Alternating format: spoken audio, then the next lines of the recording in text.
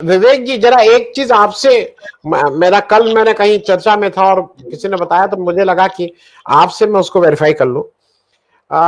मोदी जी 2014 के बाद शायद नागपुर कई बार गए हैं, लेकिन ऐसा मुझे बताया गया कि वो आज तक आरएसएस हेडक्वार्टर्स नहीं गए। और ऐसा भी बताया गया कि उनसे जब इस बारे में पूछा गया कि भाई आप आते हैं और आरएसएस मातृ संस्था है, तो उन्होंने कहा कि मैं अगर पॉलिटिक्स में नहीं आता तो मैं भागवत जी की जगह बैठा होता, मैं उनसे सीनियर आदमी हूं, तो मैं क्यों आऊंगा। तो एक तो जरा इस पे आपका वक्तव्य कि भाई मोदी जी क्या आज आरएसएस से बड़े हो गए हैं, क्योंकि अगर वो मोदी जी आरएसएस से बड़े हो गए हैं तो मोदी जी एनडीए से भी बड़े हो गए हैं, वो तो दिख ही रहा है सामने सामने। और इन सारी उसमें जो एक एनडीए को एक ताकत मिलती थी कि कहीं से भाई वहां नॉर्थ में शिरोमणि अकाली दल, तो यहाँ एआईडीएमके, तो कहीं शिवसेना, तो कहीं मतलब पूरे देश में उनको ताकत मिलती थी, वो ताकत अब उनकी खत्म हो रही है। तो दोनों चीजों पे मोदी जी आरएसएस और एनडीए से बड़े हो गए हैं, और क्या उनको अब जो क्षेत्रीय ताकतें मिलती थी वो अब खत्म हो चुकी है। जी,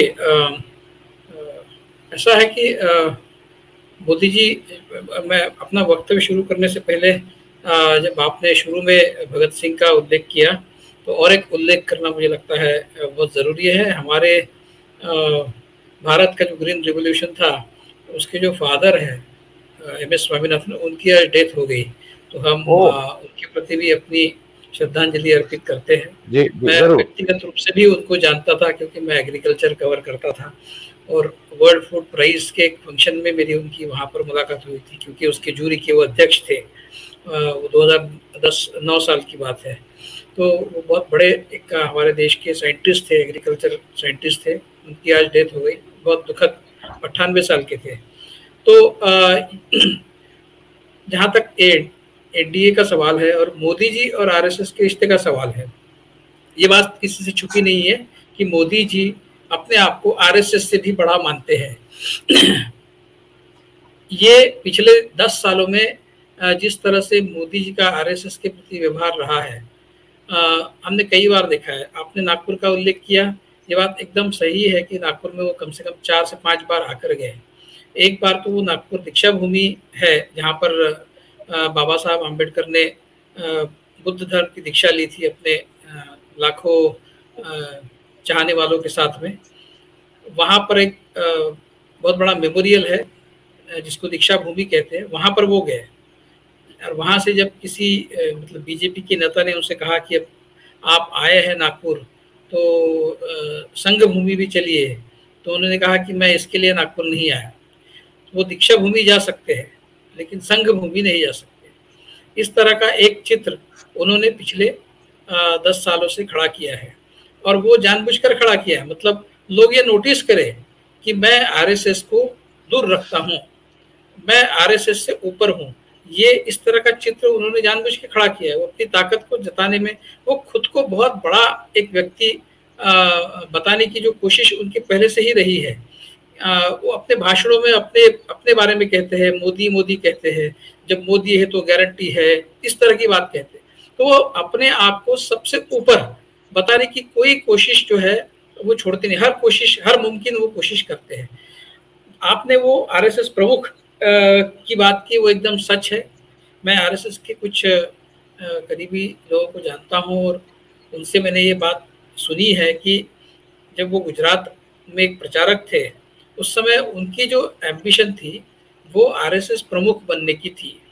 पर जैसे ही संघ को इस बात की भनक लगी, तो संघ ने उनको गुजरात के पॉलिटिक्स में डाल दिया और उनको वो मुख्यमंत्री बना दिया। तो उस समय तो वो संघ से ज़्यादा पावरफुल नहीं थे। उसके बाद से फिर उन्होंने अपनी ताकत बढ़ानी शुरू की, और वो चाहते थे कि वो संघ के प्रमुख बने। लेकिन संघ का भी ऐसा है, आपने देखा होगा, संघ में प्रमुख सिर्फ ब्राह्मण व्यक्ति ही आज तक बना है। एक बीच में रज्जू भैया बने थे, बस उतना एक छोटा सा अगर पीरियड छोड़ दे, तो ब्राह्मणों के अलावा कोई संघ का प्रमुख नहीं बना है आज तक। और आने वाले जो समय में जो कुछ भी नाम चलते हैं, उसमें भी ब्राह्मणों के ही नाम चल रहे हैं। जो इनके बाद जो बन सकता है वो भी ब्राह्मण ही होगा। तो जैसे ही संघ को भनक लगी कि भाई ये इनकी एम्बिशन तो आरएसएस प्रमुख बनना है, तो संघ ने इनको पॉलिटिक्स में डाल दिया। वो ग्रज उनके मन में है, तभी वो उन्होंने वो जो वाक्य उनको एट्रीब्यूट किया जाता है कि अगर मैं संघ में रहता तो मैं संघ का प्रमुख होता, वो वाक्य जो है उसका ओरिजिन यहाँ पर है, उसका जेनेसिस यहाँ पर है। तो वो अब ठीक है, वो जो भी उनको मिला वो भी उनको अच्छा मिला। वो गुजरात के मुख्यमंत्री रहे, तीन बार मुख्यमंत्री रहे, अभी तीसरी बार शायद प्रधानमंत्री बनने की उनकी ख्वाहिश है, तो क्या कम मिला। संघ के प्रमुख से ज्यादा तो पावरफुल वो आज हो ही गए हैं। मतलब जो संघ को वो दरकिनार किनारे पे रखते हैं, उसका कारण ही ये है कि मैं संघ के प्रमुख के नाते जिसको कॉलिंग द शॉट्स कहते हैं वो आज कर रहा होता, वो मैं नहीं कर रहा हूँ, लेकिन फिर भी कॉलिंग द शॉट्स जो है वो मैं ही करूंगा। बात तो मेरी ही मानी जाएगी और मैं जो कहूंगा वही होगा, संघ जो कहेगा वो नहीं होगा। संघ का जो कुछ भी प्रोग्राम है वो मैं इम्प्लीमेंट करूंगा, लेकिन बात जो है रिट मेरी चलेगी। मतलब बीजेपी में भी रिट उनकी ही चलती है और संघ में भी रिट उनकी ही चलती है। इस तरह की स्थिति में उन्होंने अपने आप को ला लिया है, तो वो जिद पकड़कर उन्होंने इस तरह से संघ के खिलाफ एक तरह से एक बदला लिया है। आप पिछले 10 साल में आप इमेजिन, आप याद करने की कोशिश कीजिए, क्या कभी भी मोदी जी के मुंह से आपने ये वाक्य सुना है कि मैं आज जो कुछ भी हूँ संघ की वजह से हूँ? इस तरह का कोई भी वाक्य मैंने मोदी जी के मुंह से पिछले 10 साल में नहीं सुना। उससे पहले कहा होगा तो कहा होगा, लेकिन पिछले 10 साल से नहीं सुना है। संघ की प्रॉब्लम यह है कि संघ को अभी कोई पर्याय नहीं संघ के सामने। 2025 में उनकी शताब्दी है, तो उनको हर लिहाज से, हर तरीके से बीजेपी ही सत्ता में रहे, ये उनको चाहिए। अब आज तो मोदी जी को पर्याय नहीं है, तो वो मोदी जी जो कहते हैं वो बिल्कुल मान ही लेते हैं। मतलब उनका इलाज नहीं है। कहीं अगर परिस्थिति बदल जाती है और कुछ उनके हाथ में कुछ अल्टरनेटिव आ जाता है तो बात अलग है, लेकिन आज तो कोई अल्टरनेटिव नहीं है मोदी के अलावा। ये है दोनों के रिश्ते की आज की स्थिति। जहां तक इंडिया का सवाल है और एनडीए का सवाल है, आप देखिए मोदी जी जो कुछ भी अभी करते हुए दिखाई दे रहे हैं वो पूरी तरह से एक डेस्परेशन का इंडिकेशन है। मध्य प्रदेश में उन्होंने 4 सिटिंग एमपीज और 3 मिनिस्टर्स असेंबली इलेक्शन में डाले हैं। आप वो कितना बड़ा स्टेप है। देखिए इसलिए डाले हैं कि वहां पर वो चाहते हैं कि उनका स्फीयर ऑफ इन्फ्लुएंस जो बिल्कुल सिकुड़ गया है उसको किसी भी तरह से वो फिर से वो रिस्टोर करे, ये उनकी कोशिश है। अब जिस व्यक्ति को अपने खुद के पार्टी पर ही भरोसा नहीं रहा कि वो पार्टी जीत सकती है, मध्य प्रदेश में जीत सकती है, राजस्थान में, और यही स्टेप वो राजस्थान में भी लेने जा रहे हैं। राजस्थान में भी कुछ केंद्रीय मंत्री वो फील्ड करने वाले। तो वो जो व्यक्ति अपने खुद के पार्टी पर जिनको अभी वो कॉन्फिडेंस नहीं रहा, वो बाहर वाले जो पार्टियां हैं, जो जिन पार्टियों के साथ में जो 38 पार्टियां हैं, मतलब नाम मात्र की ही ज्यादा है, उनसे उनको क्या मिलने वाला है। इसलिए देखिए वो 2 ही चीजें कर रहे हैं अभी। वो सिर्फ अपना खुद का डंका पीट रहे हैं। हर भाषण में कहते हैं कि मोदी है तो गारंटी है। अभी कल गुजरात में उन्होंने वही वाक्य कहा, वही वाक्य उन्होंने मध्य प्रदेश में वो कार्यकर्ता महाकुंभ जो हुआ था वहां पर भी यही वाक्य उन्होंने कहा कि मोदी है तो स्कीम सक्सेसफुल होने की गारंटी है।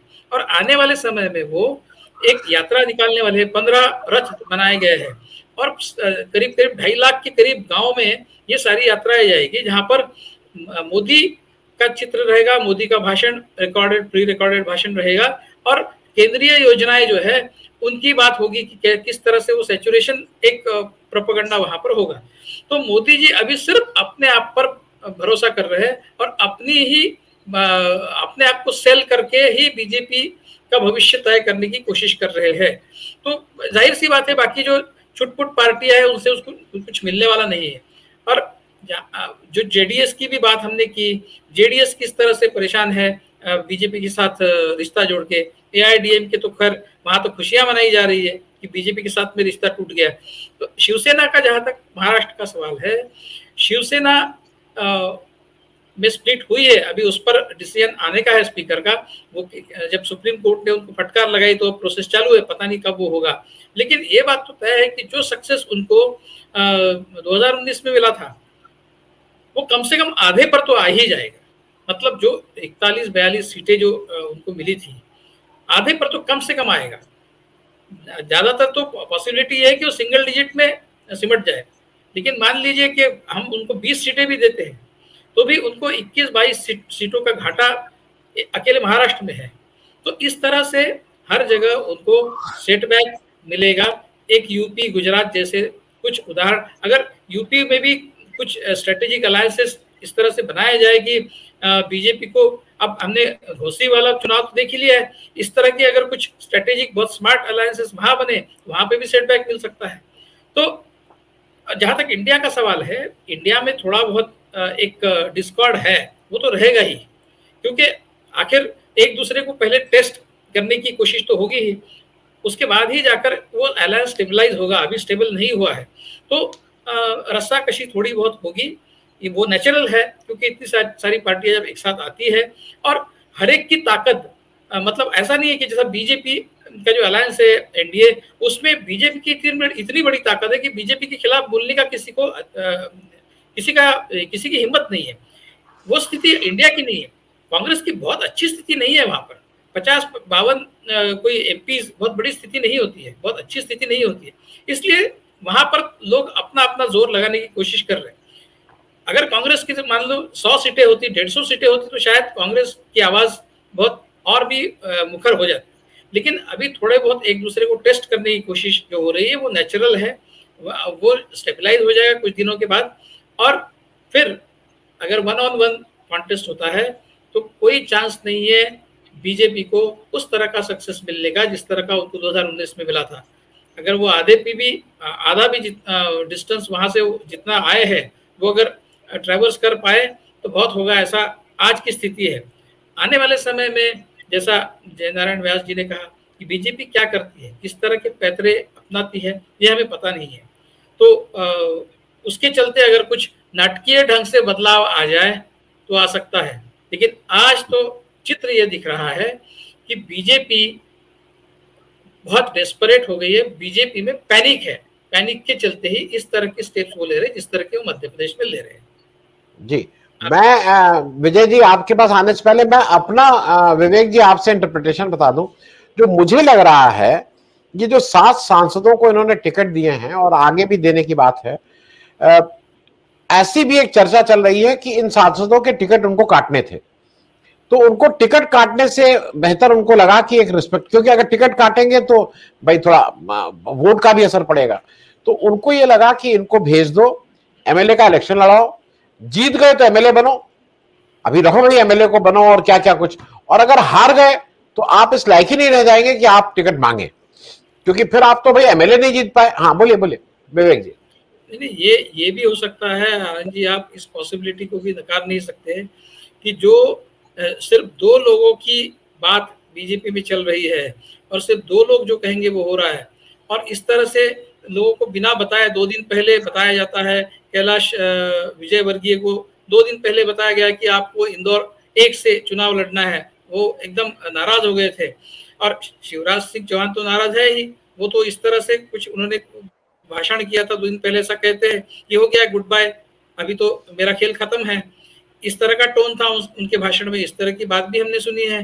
तो इससे बीजेपी के अंदर जो एक डिस्क्वाइट है, बीजेपी के अंदर मोदी शाह के नेतृत्व के प्रति जो गुस्सा है और नाराजगी है, वो भी इम्प्लोजन जिसको कहते हैं, अंदर ही अंदर उसका विस्फोट अगर हो जाए तो आश्चर्य की बात नहीं होगी, क्योंकि इतने सालों से लोग जो चुप बैठे हैं, और इस तरह से अगर आप किसी का डिमोशन करते हैं, कोई केंद्रीय मंत्री को असेंबली में इलेक्शन लड़ाते हैं और असेंबली में कुछ चुनकर जाएगा तो क्या करेगा वहां मध्य प्रदेश में, वो क्या मिनिस्टर बनेगा, एक मिनिस्टर बनेगा, केंद्रीय मंत्री मध्य प्रदेश में जाके मिनिस्टर बनेगा, क्या बनेगा। तो इस तरह की नाराजगी से जो एक अंदर इम्प्लोजन होने की पॉसिबिलिटी है, उस पॉसिबिलिटी को भी फैक्टर इन करना जरूरी है जी। मैं विवेक भाई आपसे चलते चलते जरा अच्छा, मैं मेरे दर्शक हैं बांदीपुरा से जहूर अहमद साहब, कश्मीर के हैं, मैं इनको जरूर रिस्पॉन्ड कर दूं भाई। तो जहूर साहब से मैं जब गया था पिछली बार कश्मीर, तो उस दिन हमको जिस दिन मिलना था उस दिन शायद अगर मैं गलत नहीं हूं तो जहूर साहब आप नाना बने थे उस दिन, तो मतलब शायद हमारी मुलाकात आपसे इसलिए नहीं हो पाई थी। अगली बार आऊंगा तो बिल्कुल ईमानदारी से आपसे मिलने की पूरी कोशिश रहेगी। मैं विवेक साहब एक चीज और जरा समझ लूं आपसे, ये हाल फिलहाल इंडिया में जैसे लग रहा है कि कोई एक्टिविटी नहीं हो रही है। ज्वाइंट बात हुई थी कि एक ज्वाइंट रैली होगी भोपाल में शायद 1 या 2 अक्टूबर के, उसका कुछ अभी आगे पीछे नहीं लग रहा है। डू यू फील कि आपको लगता है कि ये जो स्टेट इलेक्शन है वो भी इक्वेशन बिटवीन ऑपोजिशन पार्टी जो इंडिया की हैं उनकी इक्वेशन को कुछ मतलब फिर से उस इक्वेशन को फिर से रीडिफाइन करेंगे कि भाई कौन कितनी किस सीट क्या है? जी जी जी जिस तरह से समाजवादी पार्टी छत्तीसगढ़ में भी अपने लोग खड़े करने की कोशिश कर रही है, मध्य प्रदेश में आम आदमी पार्टी भी इधर उधर अपने हाथ पर फैलाने की कोशिश कर रही है।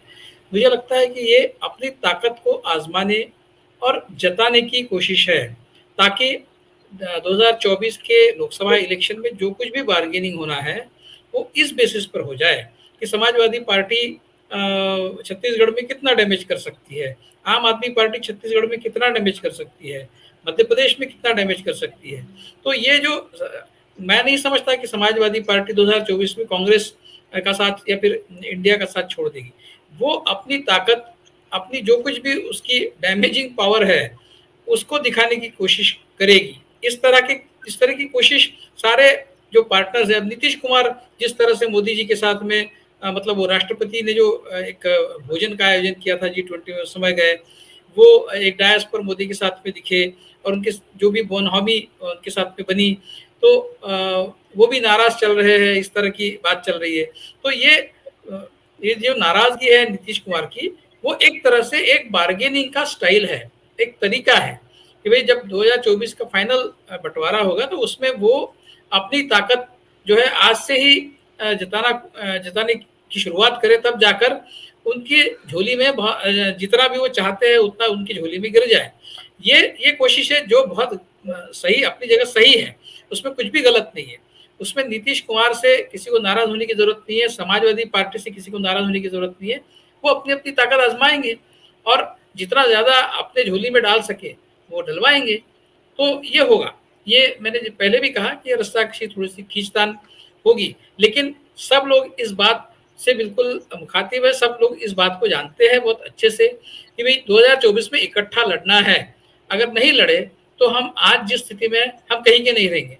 इस बात की पूरी तरह से समझ सब में है, और वो 2024 का इलेक्शन आते आते उससे पहले 2-3 महीने तक सारा क्रिस्टलाइज हो जाएगा, जो अलायंस है वो पूरी तरह से फर्म अप हो जाएगा, ऐसा मुझे लगता है।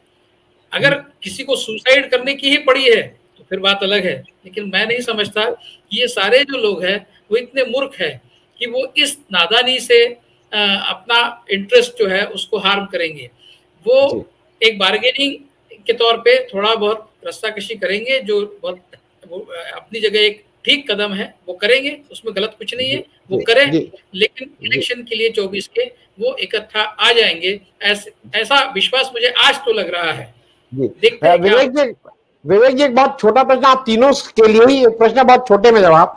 मैं सिर्फ इसलिए कह रहा हूं कि जो इंडिया में मुझे ऐसा लगता है कि जो एक बार स्कूल में एक रेस की जाती थी, 2 टांगे बांध दी जाती थी और 2 लोग थ्री लेग रेस बोलते थे। मुझे लगता है कि जो कांग्रेस को छोड़ दीजिए, लेकिन जो बाकी क्षेत्रीय दल है सबकी टांग एक दूसरे से, महाराष्ट्र में तीनों लोगों की टांग एक दूसरे से बंधी है, बिहार में वही हालत है, झारखंड में वही हालत है। केवल 3 लोग ऐसे हैं, डीएमके के स्टालिन का किसी से टांग नहीं बंधी, वो अपनी स्ट्रेंथ पे अपने मुख्यमंत्री बन सकते हैं, लेकिन उनका कोई सपना नहीं है कोई ऑल इंडिया वो होने का। वो अपना जहां तक अभी तक है, तमिलनाडु का पास्ट रिकॉर्ड भी है कि उनका कोई ये नहीं है कि हम भारत के प्रधानमंत्री की रेस में। ममता बनर्जी जी एक हैं जो अपने ताकत पे, अपने बल पे, बिना किसी की सहायता के वो अपनी ताकत पे आज वहां है। उन्होंने बीजेपी को अपनी ताकत से हराया था। उनको इंडिया गठबंधन के बिना भी वो ये नहीं होगा कि उनका कुछ नहीं होगा, वो बिना इंडिया गठबंधन के भी वो सक्षम है कि बीजेपी को हेड ऑन ले सकती है। तो एक ममता बनर्जी जी, और दूसरा मैं अरविंद केजरीवाल जी का प्रश्न यह है कि अरविंद केजरीवाल जी वो भी पंजाब और दिल्ली में अपनी ताकत पे जीते हैं, लेकिन उनके पास एक यह है कि वो और स्टेट में फैलना चाहते हैं। तो इन सारे लोगों में 2 लोग मेरे हिसाब से इंडिया गठबंधन के लिए बहुत इंपॉर्टेंट हैं। पहले नंबर पे ममता जी और दूसरे नंबर पे अरविंद केजरीवाल साहब। अरविंद केजरीवाल साहब के साथ बातचीत करना ज्यादा आसान है, क्योंकि कुछ 2 सीटें छोड़ेंगे, 2 सीटें लेंगे, ऑल इंडिया उनका प्लान। ममता जी थोड़ा टफ होंगी इंडिया गठबंधन के लिए जब वो सीट शेयरिंग की बात आएगी। आपको क्या लगता है? ये सब तीनों लोगों के लिए कॉमन प्रश्न है। जी बिल्कुल, ममता जी के बारे में आपका जो आकलन है मैं उससे सहमत हूँ। वो क्योंकि वो उनकी ताकत बंगाल में इतनी ज़्यादा है कि बार्गेनिंग पावर उनका जितना है कम से कम बंगाल में, उतना और किसी का नहीं है। कांग्रेस का बार्गेनिंग पावर कहीं भी नहीं है। अगर आप देखिए कांग्रेस की जितनी भी सीटें अगर आप डिस्ट्रीब्यूट कर ले, तो कांग्रेस की वैसे देखा है तो बार्गेनिंग पावर कुछ भी नहीं है। दिल्ली में आम आदमी पार्टी की ताकत है, पंजाब में भी है आज उनकी ताकत, समाजवादी पार्टी की उत्तर प्रदेश में है, जितनी भी है, मतलब आज वो बहुत अच्छी स्थिति में नहीं है, लेकिन कांग्रेस से तो कम से कम 20-25 गुना ज़्यादा ताकत आज भी है उनकी। तो ये सारे प्लेयर्स ये अगर ये सोचते हैं कि भाई आज हम अपने बलबूते पे कहीं खड़े हैं और हमारी ताकत भले ही एक स्टेट में हो, 2 स्टेट में हो, है, तो बाकी स्टेट्स में देखिए, अगर आम आदमी पार्टी छत्तीसगढ़ में चुनाव, असेंबली का चुनाव लड़ती है, विदाउट अलायंस लड़ती है, तो उसमें से वो पता करेंगे कि छत्तीसगढ़ में उनकी स्ट्रेंथ क्या है।